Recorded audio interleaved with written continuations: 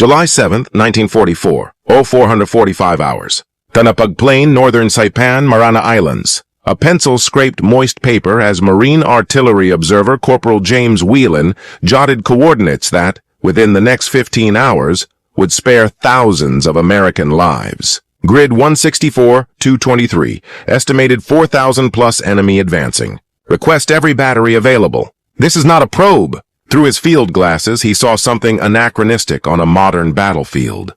Thousands of Japanese troops arrayed for a massed human assault in an era of automatic weapons and coordinated indirect fire. In the dim pre-dawn light, fixed bayonets glinted, officers brandished swords, and wounded men with head bandages, some borne on stretchers, shuffled forward in what would become the Pacific War's largest Banzai charge. 23 miles of American tubes, 105mm howitzers, 155mm long toms, 81 mortars, and naval guns offshore, trained on grid 164-223. What the attackers did not realize was that they were rushing into the most advanced fire control apparatus ever used in combat. A network that could deliver more explosive force onto a single map square in a minute than whole armies had mustered in World War.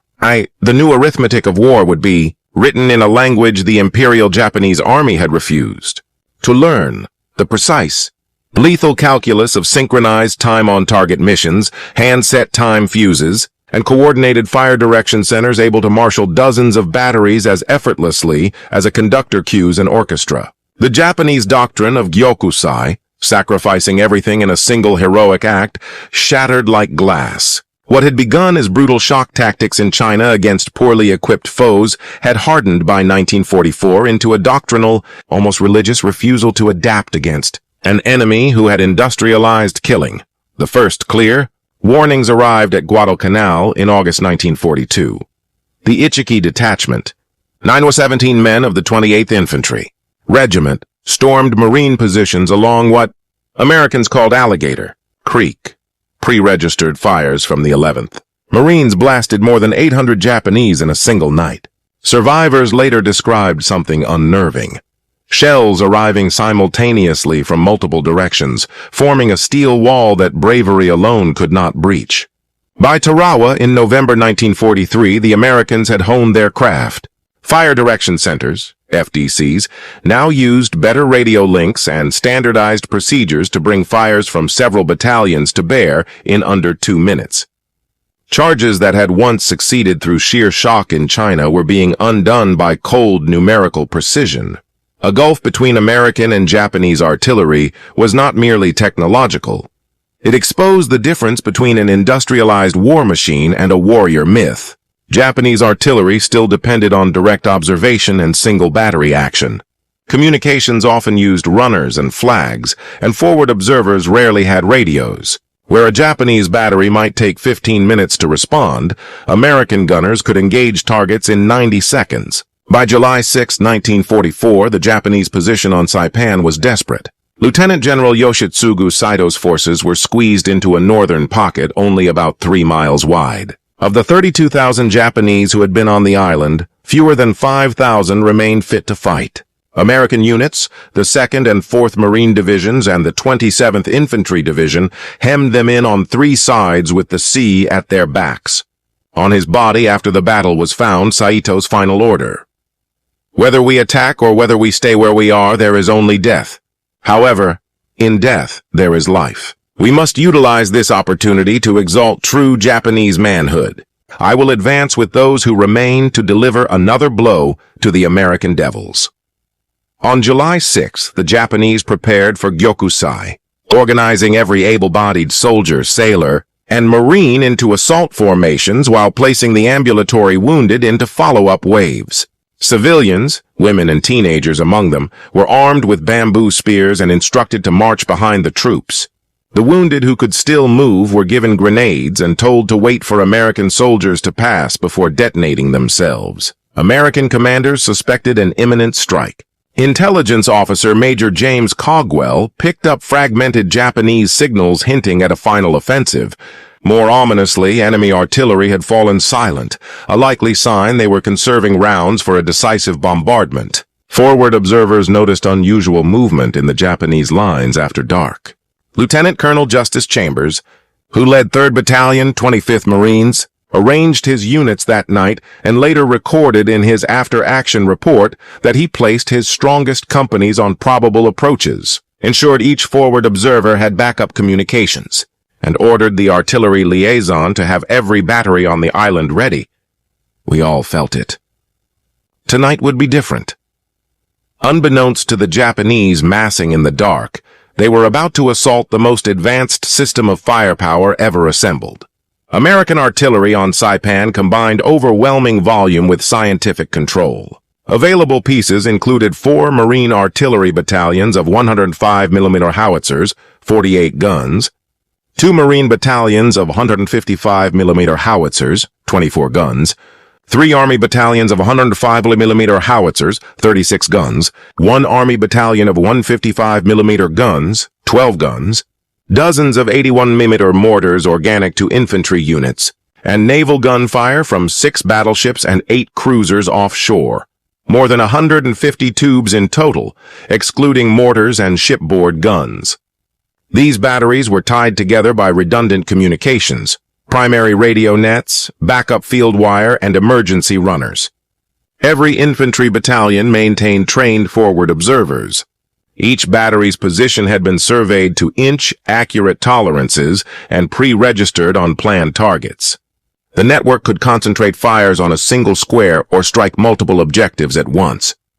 Colonel Louis Meeser, commanding the 10th Marine Artillery Regiment, spent 3 weeks refining the fire plan while his operations officer, Major Thomas Warham, divided the island into numbered grid squares on a master map so every battery held pre-computed firing data for each sector. When a forward observer called in a target on grid 164-223, the batteries already had range and deflection ready. At approximately 0445 hours on July 7, 1944, roughly 4,000 Japanese troops and armed civilians began their advance. The National World War II Museum's account, drawn from official Marine records, identifies this as the Pacific War's largest Banzai assault. Leading formations included remnants of the 136th Infantry Regiment, elements of the 43rd Division, naval personnel from the destroyed Saipan base, and aviation mechanics barely trained with rifles. The injured limped forward on crutches, determined to die with honor. They funneled through the Tanapag Plain toward a roughly 500-yard gap between the 1st and 2nd Battalions of the 105th Infantry, 27th Division, chanting, "Banzai! Banzai! Banzai!" The roar of thousands of voices across the valley unnerved even seasoned Marines. From his OP on a ridge, Corporal Juan radioed, "Fire mission, grid 164-223, enemy infantry in the open. Estimated regimental strength moving south. Request immediate suppression." The 10th Marines Fire Direction Center answered within seconds. "Roger, grid 164-223. Time on target. All available batteries. Splash in 90 seconds. What followed was the product of 2 years of American refinement in coordinated fires. Inside the FDC, a precise choreography unfolded. The target square was plotted on the master chart. Distances and bearings from each battery measured with exact instruments and meteorological corrections applied.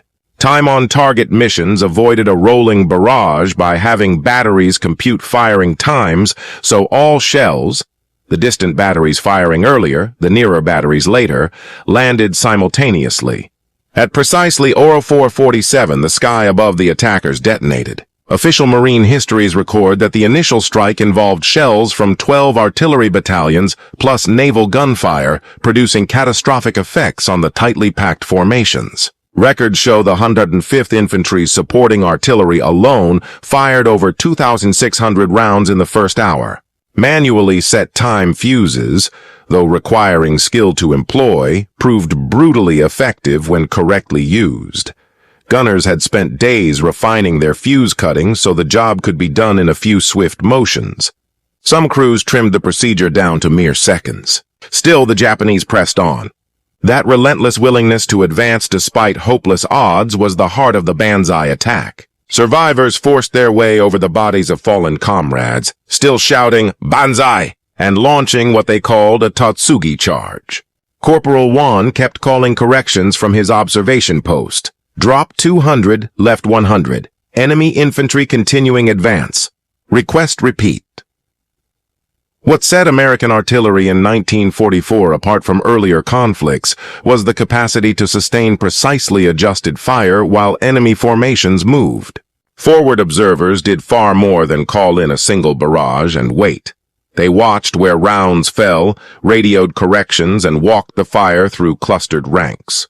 Fire direction centers had developed a tactic known as ladder fire, specifically to counter massed human assaults. As waves moved forward, batteries would lay a fire line across their front and then systematically shift that line rearward and forward again, slicing through the attackers like a huge scythe. By Aero 530, the main Japanese thrust had managed only about 400 yards at appalling cost. The valley floor was a carpet of bodies.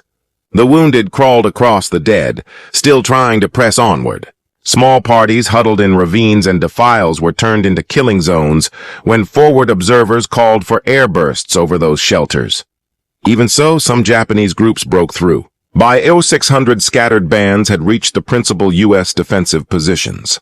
The 105th Infantry Regiment bore the heaviest weight of the assault. Its two forward battalions would suffer 406 killed and 512 wounded, nearly an 80% casualty rate. This battle illustrated how direct and indirect fires had been integrated. Every Marine rifle company had a 60mm mortar in its weapons platoon, and every battalion carried 81mm mortars to engage targets too close for artillery without risking friendly troops. At 0615, the largest surviving force, roughly 600 men, punched through part of the line and overran artillery positions belonging to the 3rd Battalion, 10th Marines. Artillery crews removed firing locks from their howitzers and took up rifles.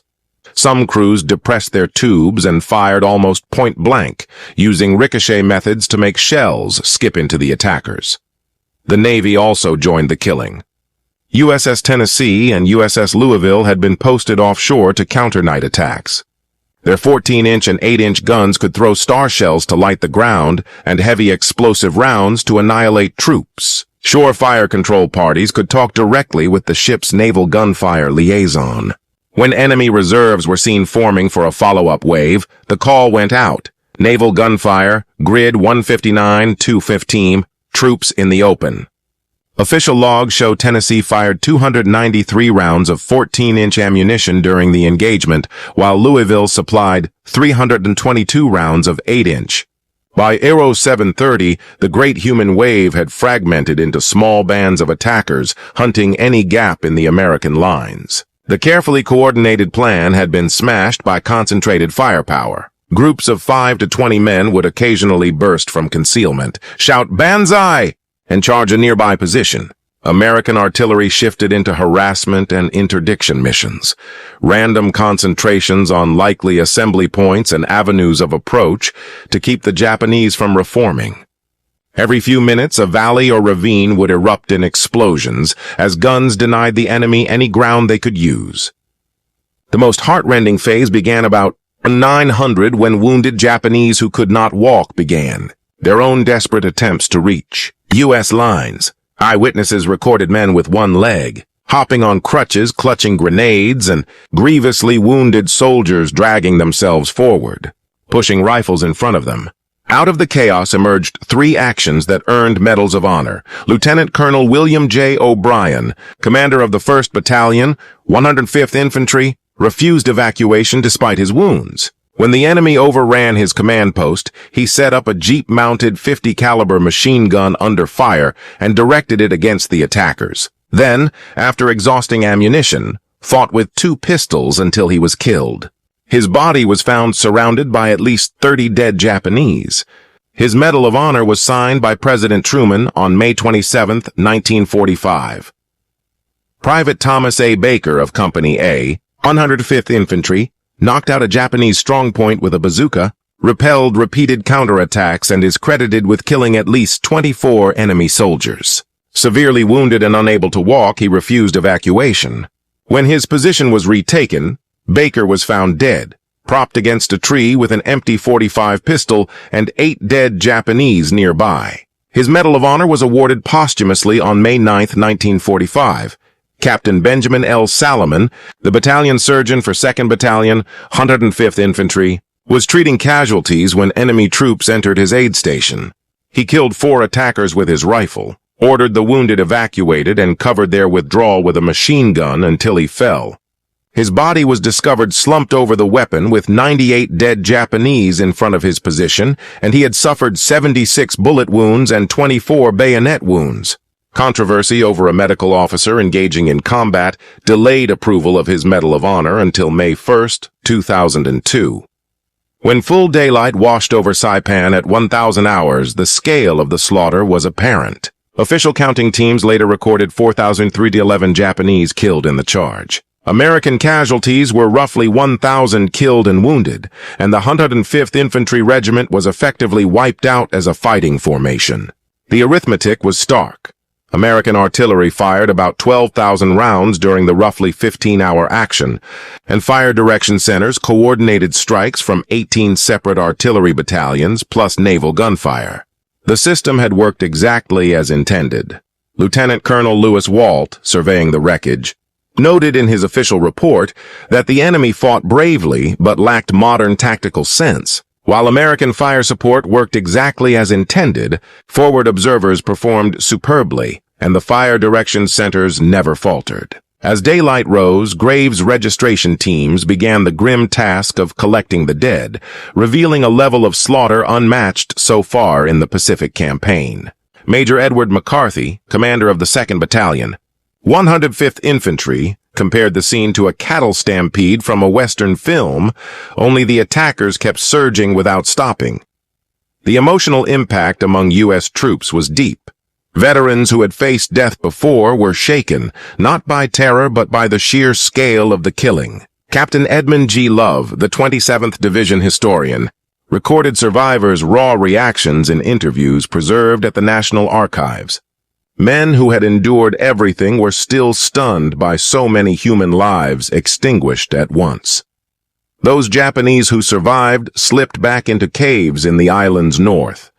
Among them was Captain Sakai Ober, who would wage guerrilla actions for another 16 months before surrendering in December 1945, 3 months after Japan's formal capitulation. His continued resistance is documented in military records and in the book Ober the Last Samurai, Saipan, 1944-45. General Saito, who had ordered the assault, took his own life by seppuku on July 10, 1944, 3 days after the failed charge, while Admiral Tuichi Nagamo, once tied to the Pearl Harbor strike, had committed suicide on July 6, the day before the assault. Those deaths effectively ended organized Japanese resistance on Saipan. The Banzai attack on Saipan exposed how profoundly military technology and doctrine had changed. The Fire Direction Center system developed at Fort Sill in the 1930s had turned artillery from an ad hoc craft into an applied science. Specialists used mathematical procedures and standardized tools rather than relying on individual battery commanders' instincts. Graphical firing tables removed tedious computations, radio procedures shortened transmission times, and battery positions were surveyed to within a meter. Meteorological teams issued hourly wind and atmospheric data, while registration processes corrected for barrel wear and ammunition variances. Time on target missions, a capability the Americans had perfected, required multiple batteries to compute backward from a single desired impact time, so every round landed together, multiplying both the physical devastation and the psychological shock. Japanese leaders had received warnings about American artillery's reach and methods, but largely ignored them. Officers who observed European warfare and attachés in neutral posts reported on U.S. fire support doctrine and the scale of American ammunition production, yet those cautions were set aside. Colonel Hiromichi Yahara, operations officer for the Japanese 32nd Army, studied American tactics and warned that massed infantry assaults against modern integrated firepower were suicidal. His cautions were overruled by commanders who believed spiritual resolve could trump material disparity.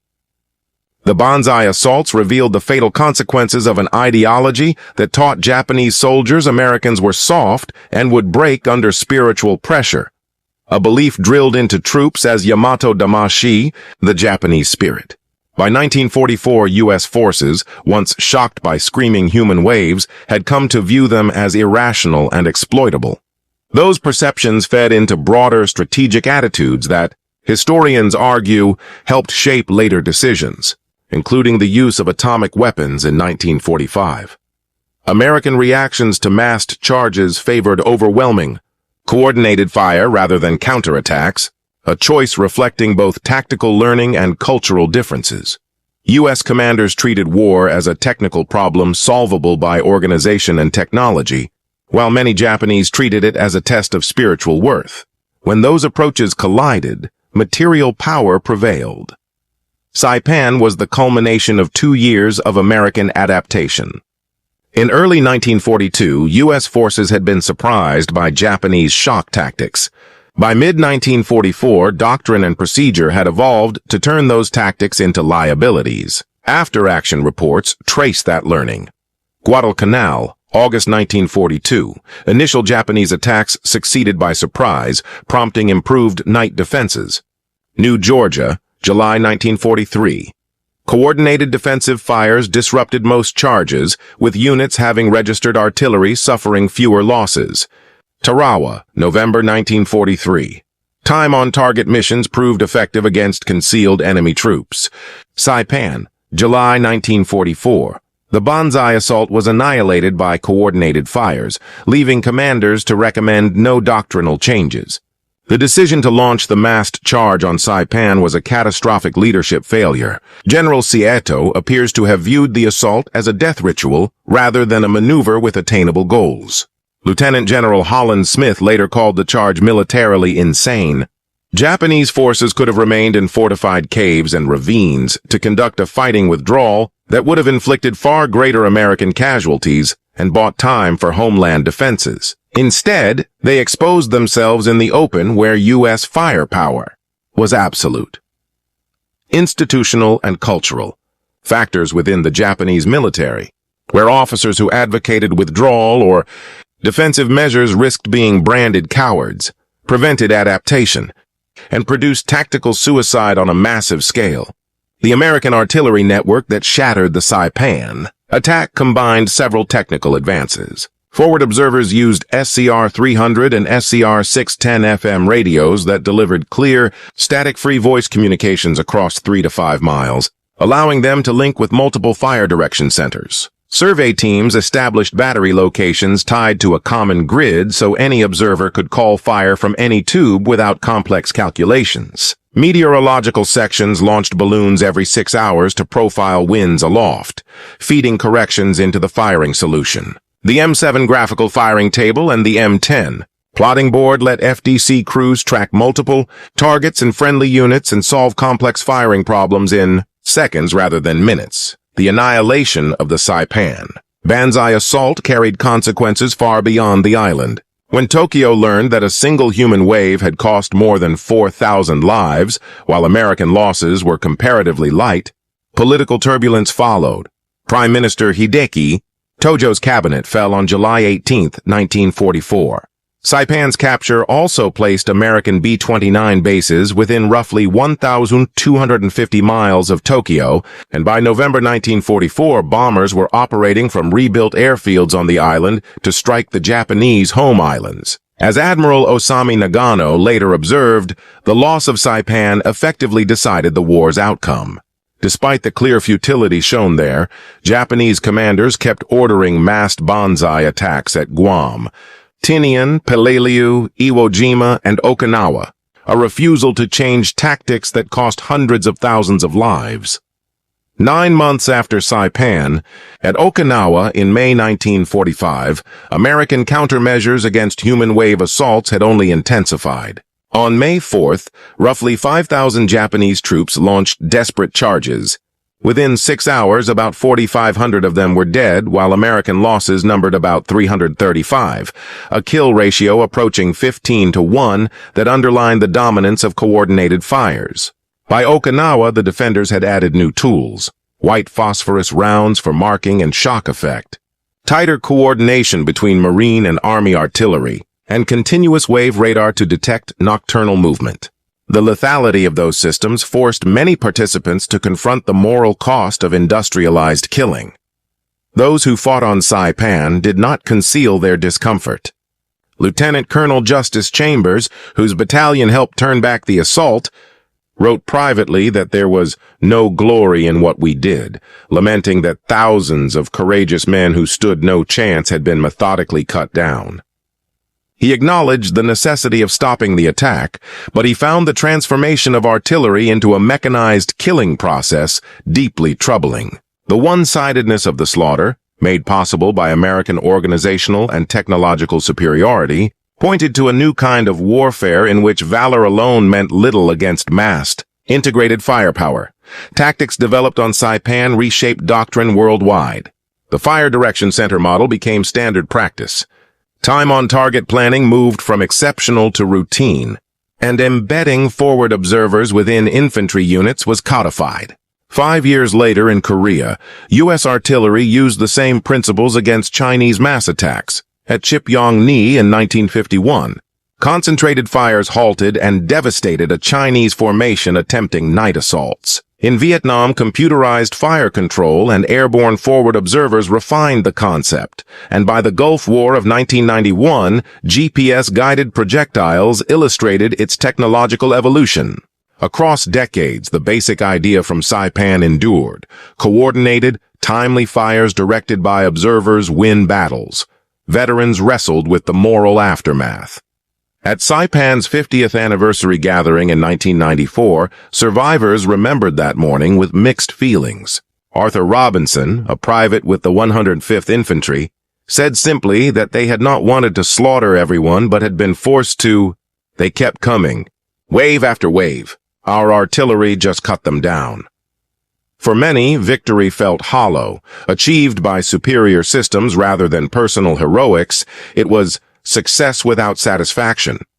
Saipan embodied a clash of worldviews. Japanese doctrine emphasized spiritual resolve and honorable death. American doctrine treated war as an organizational and technological challenge. When those approaches collided, material advantages prevailed. The artillery network, forward observers, fire direction centers, precise time-on-target missions, and robust communications applied industrial management techniques to combat. Large-scale Banzai assaults rooted in samurai tradition and Shinto concepts of honor proved a suicidal anachronism against 1944-era firepower. The lessons were unevenly learned. Some Japanese commanders later adapted, choosing defensive, attritional methods that inflicted heavier, Allied casualties. Generals like Tadamichi Kuribayashi and Mitsuru Ushijima resisted mass charges at Iwo Jima and Okinawa, but the wider institution never formally abandoned the rhetoric or ritual of the Banzai. Survivors of the Saipan fight, such as Captain Sakai, who avoided the main attack and later waged guerrilla resistance, later reflected that courage without matching technology had become irrelevant. The Americans had not destroyed Japanese spirit so much as rendered it militarily impotent. The final tally from the Saipan charge is stark. Confirmed Japanese killed numbered 4,311. Wounded figures are uncertain, but many later died. Participating troops numbered roughly 4,300, producing a casualty rate near total annihilation. American losses concentrated among the engaged units. The 1st and 2nd Battalions of the 105th Infantry suffered 406 killed and 512 wounded. The 3rd Battalion of the 10th Marines incurred about 127 casualties.